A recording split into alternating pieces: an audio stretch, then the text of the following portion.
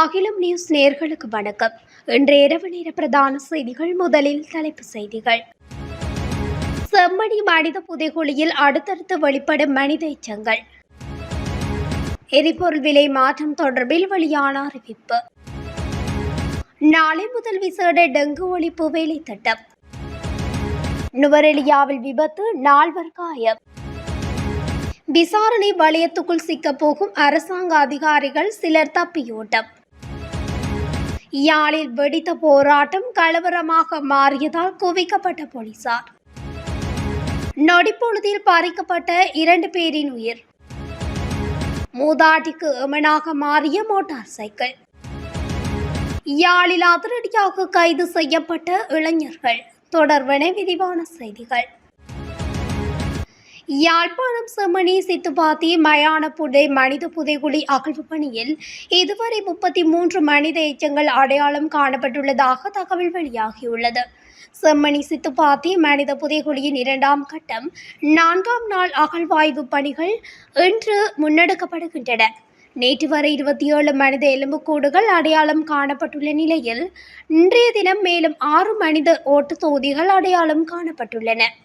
இந்த நிலையில் இதுவரை 33 மனித எலும்புக்கூட்டு எச்சங்கள் அடையாளம் காணப்பட்டுள்ள நிலையில் 22 எலும்புக்கூட்டு எச்சங்கள் அகழ்ந்து எடுக்கப்பட்டுள்ளன.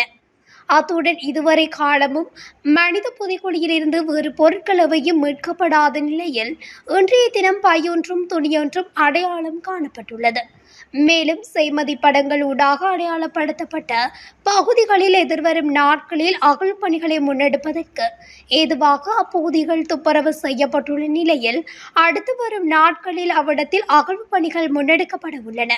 இதேவேளை செம்மணி மனித புதைகுழியின் 2ஆம் கட்ட அகழ்வு பணிகளை 45 நாட்களுக்கு முன்னெடுப்பதற்கு அனுமதி கிடைத்த நிலையில் கடந்த 26ஆம் தேதி அகழ்வு பணிகள் ஆரம்பமானது. இந்த நிலையில் 15 நாட்கள் தொடர்ச்சியாக அகழ்வு பணிகள் நடைபெற்று பின்னர் சிறிய கால இடைவெளியின் பின்னரே அகழ்வு பணிகள் மீள ஆரம்பிக்கப்படும் என தெரிவிக்கப்பட்டுள்ளமை குறிப்பிடத்தக்கது. ஜூலை மாதத்திற்கான எரிபொருள் விலையில் எந்த மாற்றமும் இருக்காது என்று இலங்கை பெட்ரோலிய கூட்டுத்தாபனம் அறிவித்துள்ளது.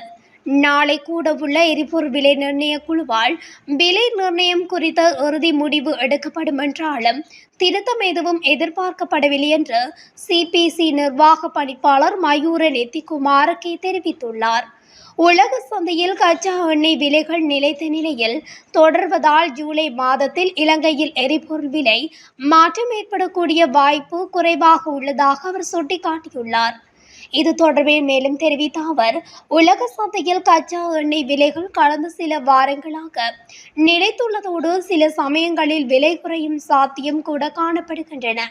இந்த நிலைமை தொடர்பானால் ஜூலை மாதத்தில் எரிபொருள் விலைகளில் குறிப்பிடத்தக்க மாற்றம் ஏற்பட மாட்டாது என்று குறிப்பிட்டுள்ளார்.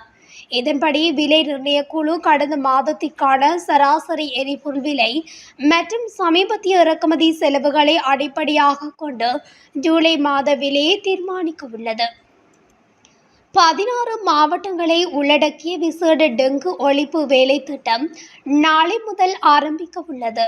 இந்த திட்டம் ஜூலை 5ஆம் தேதி வரை தொடர்ந்து நடைபெறும் என தேசிய டெங்கு கட்டுப்பாட்டு பிரிவு தெரிவித்துள்ளது. நடப்பாண்டில் இதுவரை 28,752 டெங்கு நோயாளிகள் பதிவாகியுள்ளதுடன் மேல் மாகாணத்தில் இருந்து அதிக எண்ணிக்கையிலான நோயாளிகள் பதிவாகியுள்ளதாக தேசிய டெங்கு கட்டுப்பாட்டு பிரிவு தெரிவித்துள்ளது. அத்துடன் இதுவரையான காலப்பகுதியில் 16 டெங்கு மரணங்கள் பதிவாகியுள்ளதும் குறிப்பிடத்தக்கது. குருநாகல் நுவரெலியா பிரதான வீதி வழியாக பண்டாரவளைக்கு ஒரு குடும்பத்தை ஏற்றிச் சென்ற சிற்றூந்து ஒன்று விபத்துக்குள்ளாகியுள்ளது. அந்த விபத்தில் 2 குழந்தைகள் உட்பட 4 காயமடைந்து வைத்தியசாலையில் அனுமதிக்கப்பட்டுள்ளனர். நுவரெலியாவின் பமரகலை பகுதியில் குறித்த விபத்து நிகழ்ந்துள்ளது. சீரற்ற காலநிலை காரணமாக வேக கட்டுப்பாட்டை இழந்த சிற்றூந்து வீதியை விட்டு விலகி பள்ளத்தில் கவிழ்ந்ததாக நுவரெலியா காவல்துறையினர் தெரிவிக்கின்றனர். விபத்தில் சிற்றூந்து பாரிய சேதமடைந்துள்ளதாக தெரிவிக்கப்படுகின்றது. விபத்து தொடர்பான மேலதிக விசாரணைகளை நுவரெலியா காவல்துறையினர் மேற்கொண்டு வருகின்றனர். பல்வேறு மோசடிகள் மற்றும் ஊழல் முறைகேடுகளில் அரசியல்வாதிகளுக்கு ஆதரவளித்ததாக கூறப்படும் சுமார் 18 உயர் அரசு அதிகாரிகளை கைது செய்வதற்கான விசாரணைகள் ஆரம்பமாகியுள்ளதாக தெரிவிக்கப்படுகிறது. லஞ்சம் மற்றும் ஊழல் ஒழிப்பு விசாரணை ஆணைக்குழு உள்ளிட்ட விசாரணை குழுக்கள் இதற்கான விசாரணைகளை முன்னெடுத்துள்ளன. இதற்கிடையே பல்வேறு ஊழல் குற்றச்சாட்டுகளில் குற்றம் சாட்டப்பட்ட உயர் அரசு அதிகாரிகள் 5 பேரளவில் தற்போது வெளிநாடுகளுக்கு சென்றுள்ளதாகவும் தகவல்கள் தெரிவிக்கின்றன. சம்பந்தப்பட்ட அதிகாரிகளின் வங்கிக் கணக்குகளையும் விசாரணை குழுக்கள் ஆராய்ந்து வருவதாகவும் அந்த தகவல்கள் தெரிவிக்கின்றன. குறித்த அதிகாரிகளுக்கு எதிராக விரைவில் வழக்குகள் தாக்கல் செய்யப்பட்டு அவர்களுக்கு எதிரான மேலதிக சட்ட நடவடிக்கைகள் முன்னெடுக்கப்படுவதற்கான ஆயத்தங்கள் தற்போதைக்கு முன்னெடுக்கப்படுவதாகவும் தெரிய வந்துள்ளது. யாழ்ப்பாணம் மாநகர சபையின் கழிவகற்றும் வாகனங்களை மறித்து கல்லுண்டாய் பகுதி மக்களும் மானிப்பாய் பிரதேச சபையின் உறுப்பினர்களும் போராட்டத்தில் ஈடுபட்டுள்ளனர். குறித்த போராட்டமானது இன்று முன்னெடுக்கப்பட்டுள்ளது.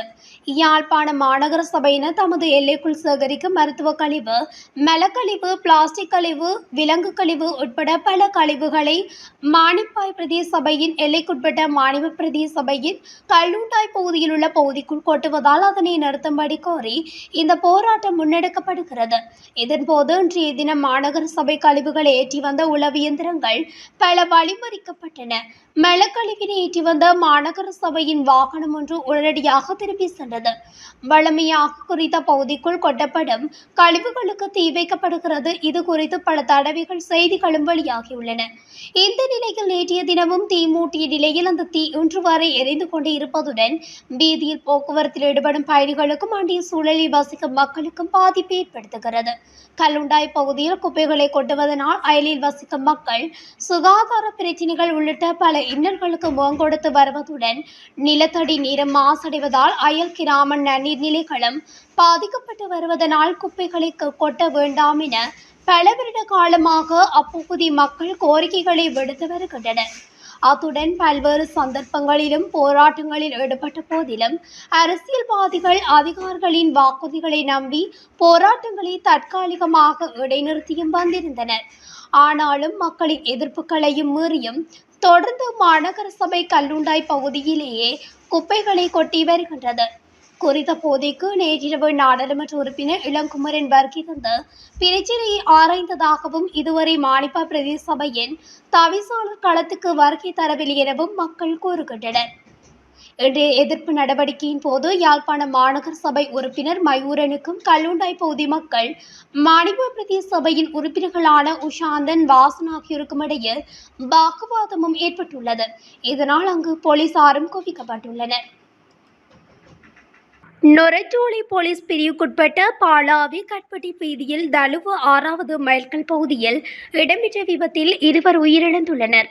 தொழில்நுட்ப கோளாறு காரணமாக தனியார் பேருந்து ஒன்று வீதியின் ஓரத்தில் நிறுத்தப்பட்டிருந்த போது பேருந்தில் இருந்த 2 பேருந்திலிருந்து இறங்கி பேருந்தின் பின்னால் காத்திருந்த நிலையில் பாலாவி திசையில் இருந்து கட்பட்டி திசை நோக்கி சென்ற லோரி ஒன்று 2 மீது மோதி விபத்துக்குள்ளாகியுள்ளது. விபத்தில் படுகாயமடைந்த 2 புத்தளம் வைத்தியசாலையில் அனுமதிக்கப்பட்ட நிலையில் உயிரிழந்துள்ளனர். இறந்தவர்கள் 15 மற்றும் 74 வயதான யாழ் மற்றும் நீர்கொழும்பு பகுதிகளை சேர்ந்தவர்கள் என்று போலீசார் தெரிவிக்கின்றனர். கண்டி கொழும்பு பிரதான வீதி மாகாண பகுதியில் மோட்டார் சைக்கிளை மோதி பெண் ஒருவர் உயிரிழந்துள்ளதாக வரக்காப்புள போலீசார் தெரிவித்தனர். விபத்தில் படுகாயமடைந்தவர் வரக்காப்புள வைத்தியசாலையில் அனுமதிக்கப்பட்ட பின்னர் சிகிச்சை பலனின்றி உயிரிழந்துள்ளார். உயிரிழந்தவர் கண்டி பிரதேசத்தைச் சேர்ந்த 72 வயதுடையவர் ஆவார். விபத்து தொடர்பில் வரக்காப்புள போலீசார் மேலதிக விசாரணைகளை முன்னெடுத்து வருகின்றனர். யாழ்ப்பாணத்தில் போதைப் பொருளுடன் 2 இளைஞர்கள் கைது செய்யப்பட்டுள்ளதாக தகவல் வெளியாகியுள்ளது. கோப்பாய் காவல்துறை பிரிவுக்குட்பட்ட பகுதியில் இன்று குறித்த கைது நடவடிக்கை முன்னெடுக்கப்பட்டது. கைது செய்யப்பட்ட இளைஞர்களிடம் 80 மில்லிகிராம் மற்றும் 100 மில்லிகிராம் ஹெரோயின் போதைப் பொருட்கள் மீட்கப்பட்டுள்ளன. இத்துடன் அகிலம் நியூஸின் இன்றைய இரவு நேர பிரதான செய்திகள் நிறைவடைகின்றன. தொடர்ச்சியாக செய்திகளை அறிந்து கொள்ள அகிலம் நியூஸ் ஊடகத்துடன் இணைந்திருங்கள். நன்றி, வணக்கம். அகிலம், மாற்றத்திற்கான மக்கள் குரல். இந்த வீடியோ பிடிச்சிருந்தா லைக் பண்ணுங்க, கமெண்ட் பண்ணுங்க, ஷேர் பண்ணுங்க. மறக்காம கீழே இருக்க பெல் ஐகானை கிளிக் பண்ணுங்க.